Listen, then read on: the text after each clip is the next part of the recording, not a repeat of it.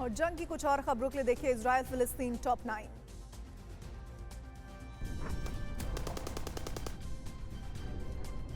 Gaza में जारी जंग के बीच दुनिया के सबसे घातक महिला बटालियन ने मोर्चा संभाल लिया है। वॉर जोन में इजराइल की चीता बटालियन एक्टिव हो गई है। चीता बटालियन सीक्रेट ऑपरेशन को अंजाम दे रही है।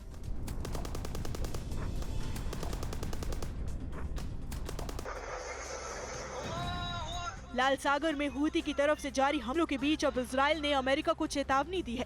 इजराइल ने अमेरिका से कहा है कि हूती पर हमला करे, नहीं तो IDF एक्शन लेगी। पिछले दिनों अमेरिका ने इजराइल को हूती पर हमले नहीं करने की सलाह दी थी।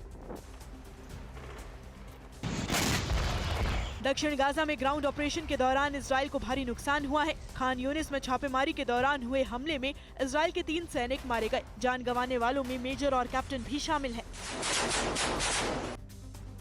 67 दिनों से गाजा में जारी जंग में इजरायली सेना को भारी नुकसान हुआ है। ग्राउंड ऑपरेशन के दौरान अब तक 400 से ज्यादा इजरायली सैन्य वाहन तबाह हो गए। हमास के गोरिल्ला अटैक में इजराइल को भारी क्षति हो रही है।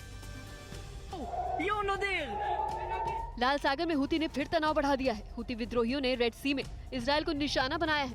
हूती ने बाब अल मंडब क्षेत्र में क्रूज मिसाइलों से इजरायली शिप पर ताबड़तोड़ हमला बोला। इजरायली फोर्स ने हूती के हमलों को नाकाम कर दिया है।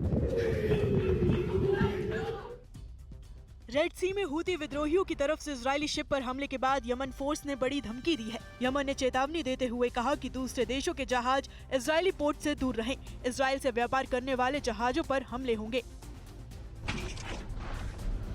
हमास की अल-कुदस ब्रिगेड ने इजरायली सेना पर जबरदस्त हमला किया है। अल-कुदस ब्रिगेड के हमले में इजरायली फोर्स का मार्क 1 टैंक तबाह हो गया है। हमले का लाइव वीडियो भी सामने आया है।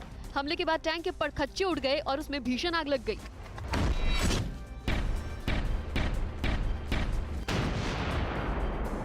गाजा में जारी भीषण जंग के बीच इजरायली रक्षा मंत्री ने बड़ा बयान दिया है। योव गैलेंट ने कहा है कि हमास के खात्मे के बाद ही जंग खत्म होगी। हमास की 2 विंग खत्म होने के कगार पर है।